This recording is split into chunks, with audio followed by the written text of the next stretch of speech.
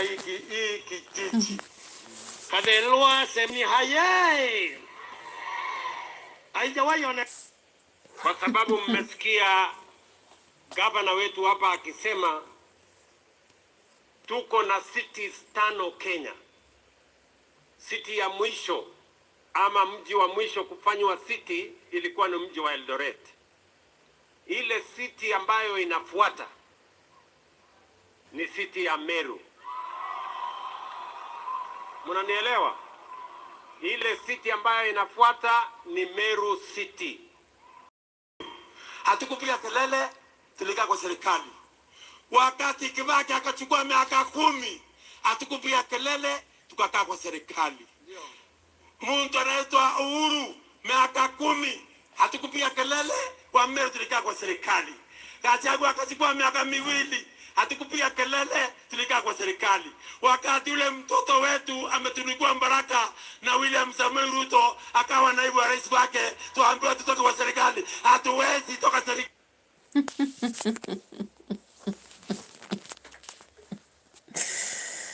Hey, this is expected of Kenya, right?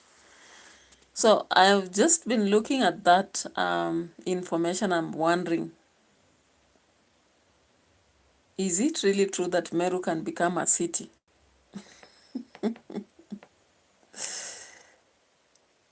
Hey, so Meru qualifies to be a city, right? According to Ruto. So when Ruto was in Meru, what he promised the people from Meru is that very soon, Meru will turn into a city.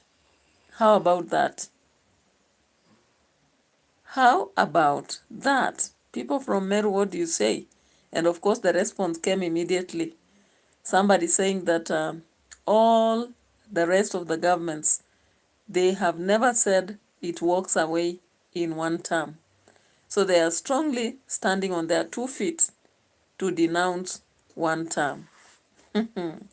Let's just listen shortly to Lema Queenie. From the background, I won't show the picture. That the rivalry between Uhuru Muigai Kenyatta, the former president, and Rigathi Gachagua, the former deputy president, is currently on another level. These two gentlemen have ignited that fight again. So they're currently fighting Madam for the supremacy battle. ABBAS, welcome. Welcome so much and thank you so much. What do you think about this Meru shenanigan? You know, I'm listening at Ruto, Madam Abbas from Kenya. I'm from Kenya. That's why I'm talking about Kenya. And it's as a result of being a citizen of Kenya that I get interest in this Kenyan politics. Yeah. So when you hear the president talking about yeah, I do. You know, I've been training Indian Bollywood.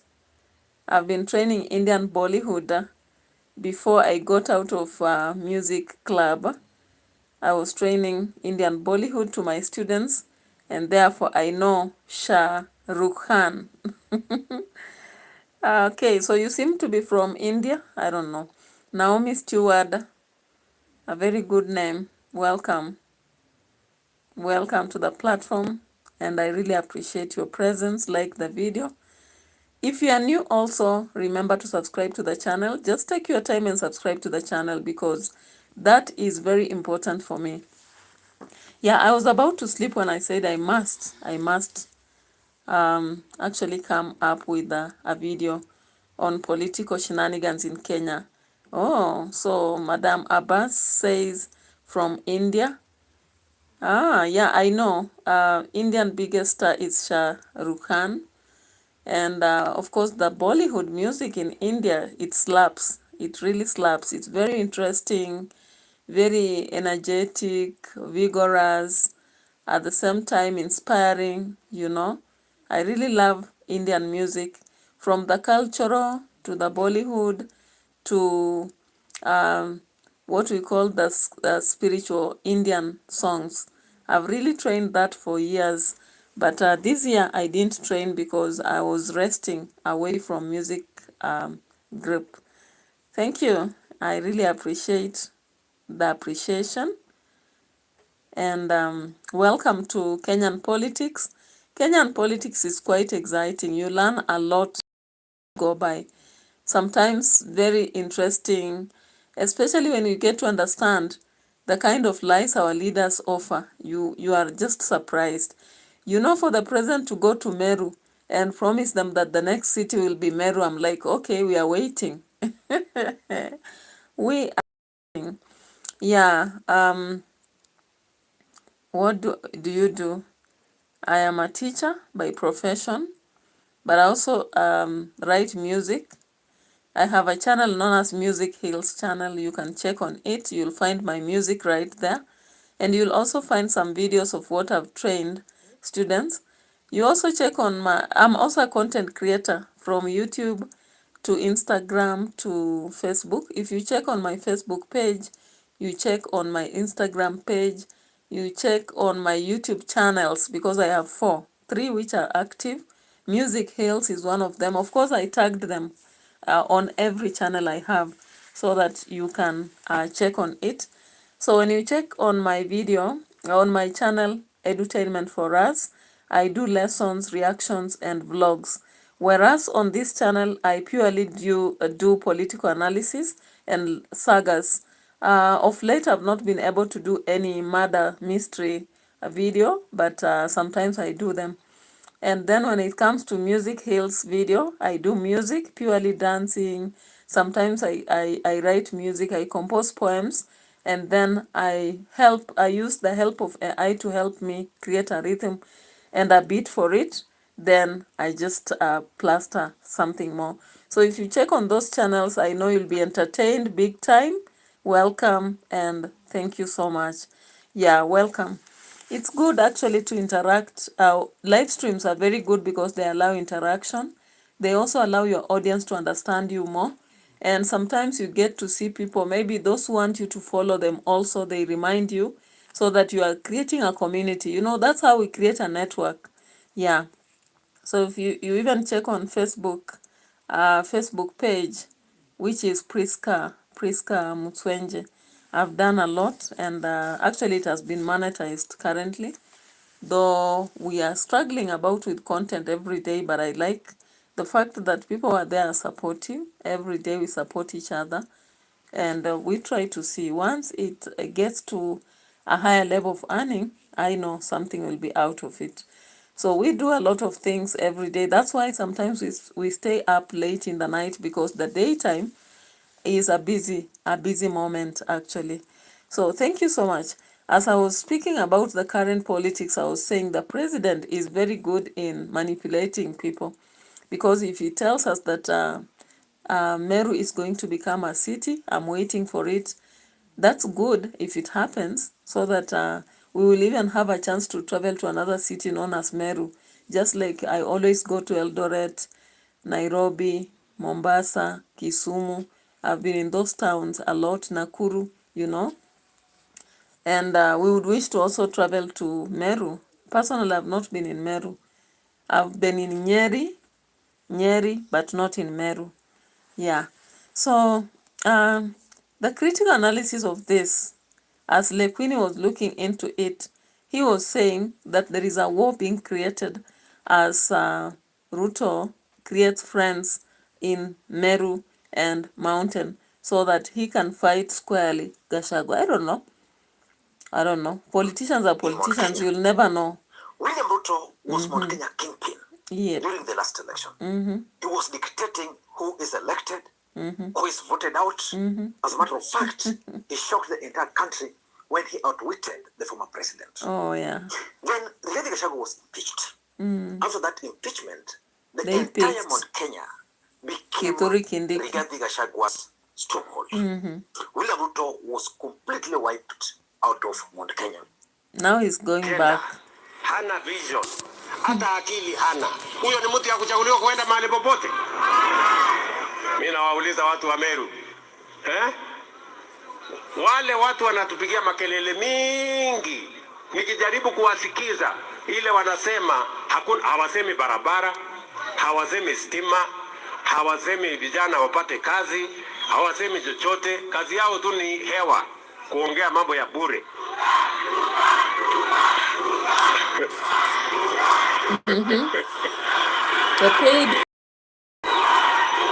Rais, umejionea hao watu wameshakubali, they support you, they are praying for you, they wish you well.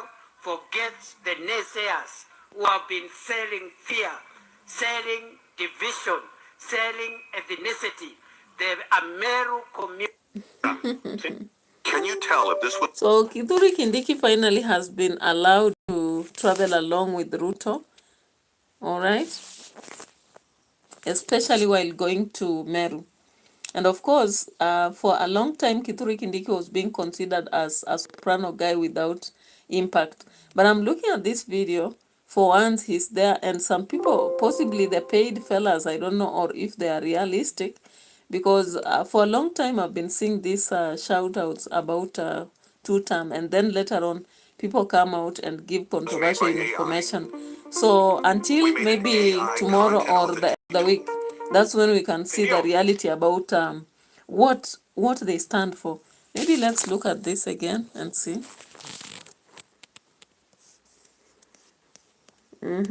Vijana wetu mko na nafasi ya kuchukua kura, ndio muamue uongozi wa taifa letu tukienda mbele.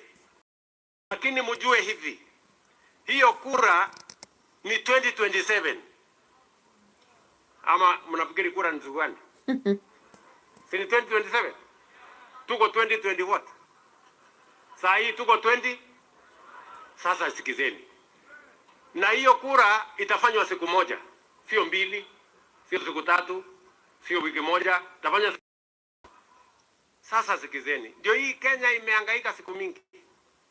Kwa sababu kuna watu hawana kazi nyingine ya kufanya. Kazi yao ni siasa asubuhi mpaka jioni.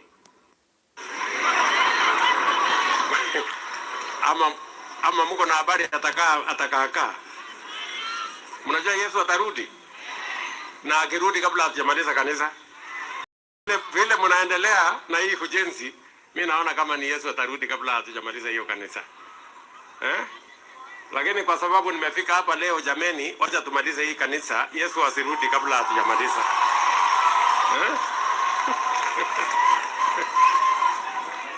Kwa hivyo mimi nitawaanzishia na shilingi milioni 10 ya hiyo kanisa. And then tomorrow people will be telling us Kenya does not have money. Kenya does not have money. You people, sometimes you amaze me. It's only that money in Kenya is in the pocket of few and they decide how to use it. But there is no way you can convince me that Kenya does not have money. Kenya has plenty of money. Because for one person to afford 10 million Kenyan shillings just for Harambe, leave alone any other thing. That tells us volumes that Kenya has money, and only that the few who have them in the pockets know what to do with that money. Even if you would be asking and rolling on the ground that it does what you want, it will not do what you want. It will do what those people want it to do. And this is my analysis, guys. That's how I do it. Now, currently, of course, there's a lot of reports surrounding Raila Odinga, the state of health. And of course, we saw a media reporting that he was under treatment in Nairobi hospital. I don't know whether that was really necessary because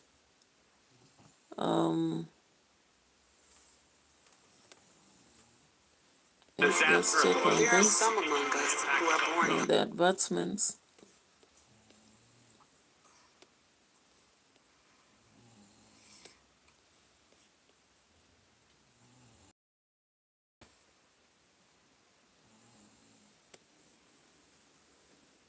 Why is the presence of heavy security? Okay. There is something about health of Raila Odinga. And there is a posting here. Let's look at this one. DP is the one that posted Dan Chapter. Dan Chapter posted this. Why is the presence of heavy security guarding Lee Funeral Home? What is happening? Another person says, where? Okay. Now let's go to the next posting.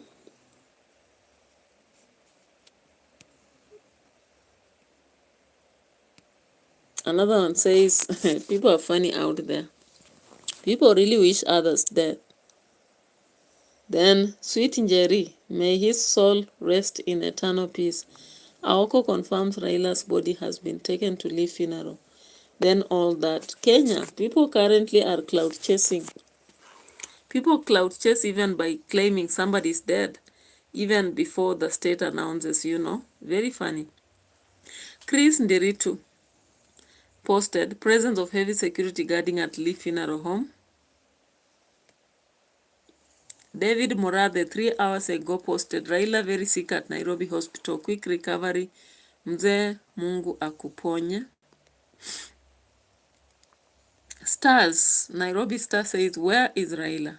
Speculations rife that former Prime Minister taken ill, but close associates insist their party boss is in perfect health.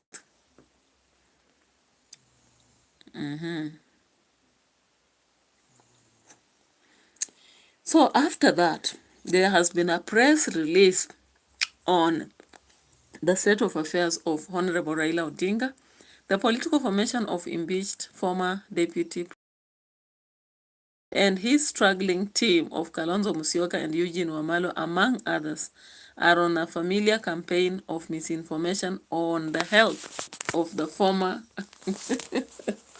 Let me show you the press release so that you don't think I'm just creating it. This is the press release. The political formation of the impeached Deputy President Gachagua and his struggling team, Kalonzo Musyoka, Eugene Wamalwa, among others, are on a familiar campaign of misinformation on health of former Prime Minister and ODM party leader Raila Odinga.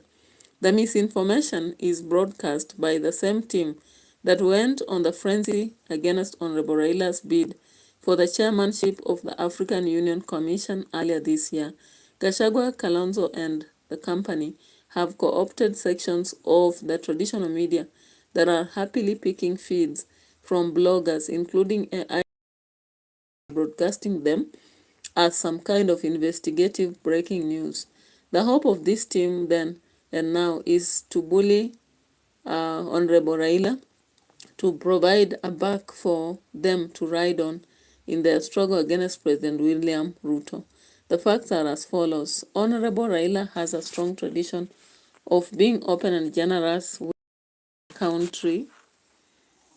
Let's get to see more. I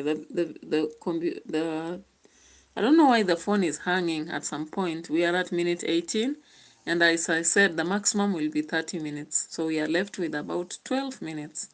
I won't go for that long. I've done a lot during the day, so I won't go for that long. Yeah, so the message goes on. The message goes on. Let me just pull it.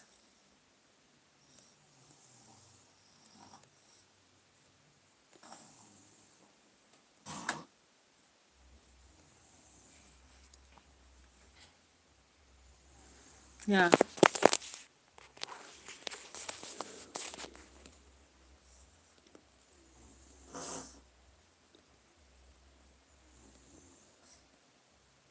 So the facts are as follows. Commercial escape. So among the facts is that Honorable Raila has a strong tradition of being open and generous with country on matters of his health. He told the country that he was undergoing a procedure when he was hospitalized as the sitting PM of the Republic of Kenya in June 2010. He told the country that he was diagnosed with COVID and hospitalized as opposition leader in 2021. He would do the same today were he to be in the health situation his opponents wish. Honorable Raila traveled out of the country on Friday evening, one of the many trips he has made this year, and definitely not the last. He definitely did not travel to Europe as picked by bloggers and broadcast by the same media houses. He is not indisposed as prayed for by his frustrated opponents. Home and away, Honorable Raila remains committed to the ideals of broad-based government. He remains steadfast in the belief that extreme threats to the nation require compromises of the interests of the nation. So actually, this has come out as something to explain on the state of affairs of Raila Odinga, regardless of what we've been hearing from the media. And of course, I said clearly that it's very difficult to understand what's happening. Yeah. I don't know what your thoughts are, but I'm not so sure. I'm not so sure whether Kalonzo would be interested in spreading. I too doesn't see any interest of Kalonzo in spreading information about the sickness of Raila Odinga or even the opposition at large, because currently I don't think even Raila Odinga is a force to reckon currently. Maybe the government itself can reckon, but not Raila Odinga. For whatever reason, I will be waiting to see what will be happening. But I really doubt that the opposition would be there to post information about the health condition of Raila to frustrate him. Anyway, there has been Spice FM has had an exclusive interview with the former President Rigathi, and also Sifuna gave a very angry speech. We can listen to that briefly before we proceed. Walimu oye! Kwanza kabisa nataka nichukue fursa hii ni washukuru kwa kukubali mwaliko wangu. 9 minutes to unajua end. Kuna mahali ingine mlikuwa mmeitwa, si ndio? Sasa ni heshima kubwa sana kwenu kusema mtakuja mkae na sisi leo. Last year waheshimiwa ambao mko hapa tulianza hii kitu ya kucelebrate walimu every 5th of October on International Day of the Teacher. And I promised you last year ya kwamba we will make it bigger even this year. Kwa sababu last year we did maybe 500 people at Movenpick Hotel. We said we will do 1,000. Mungu akinibariki, next year tunaweka tent 2. Si ndio? Tunaweka tent 2. We have more teachers who are to join, ili we celebrate you. The reason why we do this is not so that we can, it is just to say thank you for the work that you do.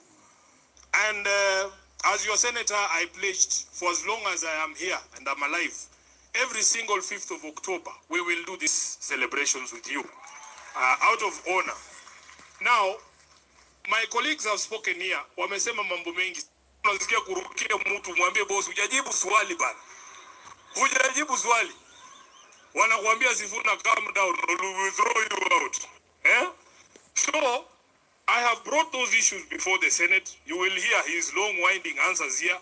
That is not to mean we have given up on your representation. We will continue to represent you. I brought this gentleman who's the chair of RUFA, who's my classmate in Musingu, so that he can explain to you the danger that is ahead.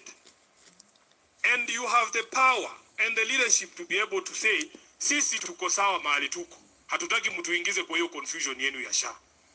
I was very embarrassed as a son of a union leaders wenu wakiimba vile walikuwa wanaimba pale State House. Nikashangaa nikauliza, kweli ni nyinyi mlituma huyo katibu wenu aseme hiyo vitu? Ni nyinyi mlimwambia imbe hivyo? Nyinyi wimbo wenu ni tofauti. Yenu ni gani? Yenu ni gani? Semeni asikie yenu. Correct. So as leaders in this country, we must make sure that we represent you and we represent you properly and represent the issues that you want to be addressed and put them on the table. On the question, of course, Sifuna had to decide and use the Teachers' Day. When I look at these things about Teachers' Day, Teachers' Celebration, Teachers, I normally wonder, because the reality is that we compare ourselves with teachers in other countries. Teaching used to be a very fancy profession. People respected teachers, but currently I'm just telling you the reality. Very few people currently respect teachers. Even the students don't. Why? They look at your life, and your life can only be polished by. Currently, there are very few teachers who are respected by the society. Because even borders, they'll go saying that teachers live on debts. I've heard a lot of times even people on the markets and the shops saying that teachers live on maybe 3 days salary and then they are done. And that is the reality. Why? Many teachers have loans. When they have to build a house, they take a loan. That loan takes 8 years and you will not accomplish your mission. So what happens is they become frustrated and then they live a low life. Even the kind of food they eat, clothes, everything else. The vehicle will be the cheapest in town. So at the end of the day, when even people come to urge them for votes, they give them for free or even for very little money. Some people come to the offices, for example, to talk to them about votes. And because they know the teachers will desperately vote for them, they only leave bread or eggs. And that is the disgust I kind of get every day. People are looking for votes from teachers, but what they do, they bring only a tray of eggs in the staff room, or they leave some soda. And I'm like, are you serious? You people are going to be fancy in Prados, driving on the road with security bodyguards around you, but all you can afford is to bring a tray of eggs to the teachers? Or maybe say that today I'll buy your bread? Really? So I don't really think that teachers in Kenya are respected anymore. And that is why so many teachers are running to go in other countries. Teachers can be the most hardworking people in the world. However, what kind of respect are they offered? What status? Respect itself in terms of words is not enough. The status is offered with money, allowances, proper salary. So once you have a proper salary, you can afford to live a life that will be a role model to the rest. But when you tell me to be a role model, but at the same time my pocket is empty, you find that some teachers even borrowing students' pocket money. Or even when parents come by, they have to sympathize and give them something because they know the teachers are living a very low life. Actually, I'm talking about this because I'm within the teaching profession and understand what is going about. Now, again, the rules and code of ethics, whatever, it forces a teacher to be at work for so many hours, even when you don't have a class. And that really wastes them a lot. When you look at doctors, they are earning a lot of money and they can they can leave job and go treat patients in their hospitals. And they earn a lot of money. So that is why when you compare even a home where there's a doctor and a teacher, you cannot compare the two. Not at all. And the things of saying about blessings, it is time people stop to associate career with blessings, because blessings come from church and God blesses everyone. So it is not about using the career to say that you as a teacher sacrifice because you'll be blessed. That one is an old narrative that does not add up. It does not add up. Your children as a teacher will not be educated just through blessings. And even if one will be sponsored or two, is that enough?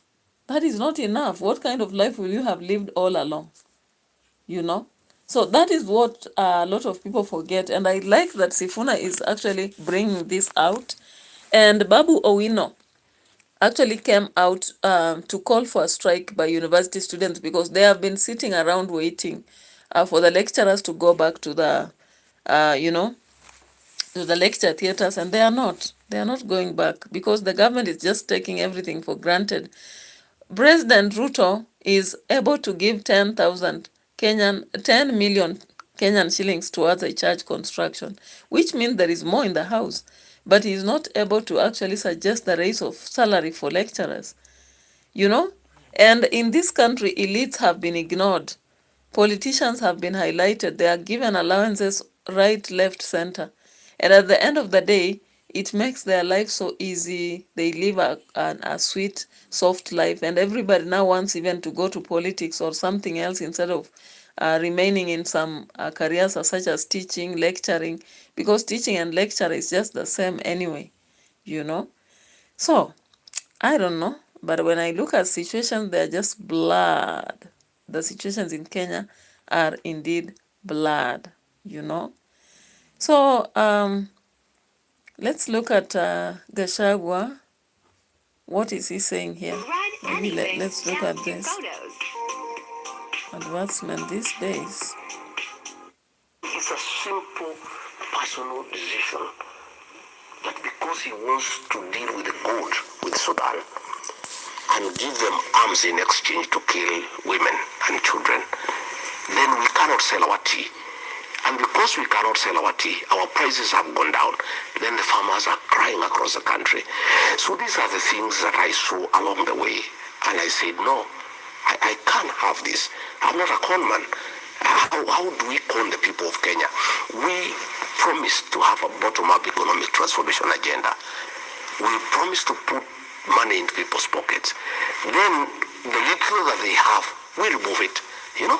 So I am saying that the Kenya government, run by William Ruto, is a criminal enterprise. State House is a crime scene. You have seen State House now has lost dignity. Bribery takes place, you know, in broad daylight, you know, and he doesn't care, he really doesn't care. All money that was meant for competition, schools are shutting down. That money has been diverted to State House to bribe people. Money meant for health has been diverted. The lecturers have not been paid. This money is what is being carried in sacks, in choppers across the country.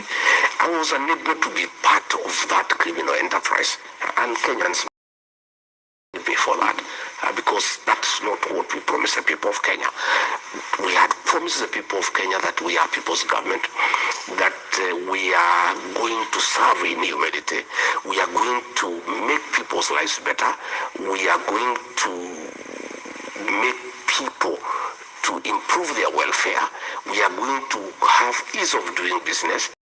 But where we are, my friend, the country is on its knees. We talk about privatization of state resources. You mentioned KBC to be specific. You say that the valuation was not considered, that this is business because the person who used to buy it is President William Ruto's son-in-law. Yeah. What evidence do you have to show?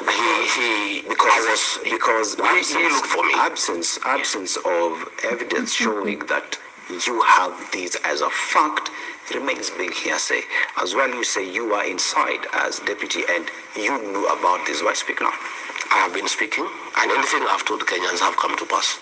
Anything I've said, I said about Bomas of Kenya, it has come to pass. I said about RSF, it has come to pass.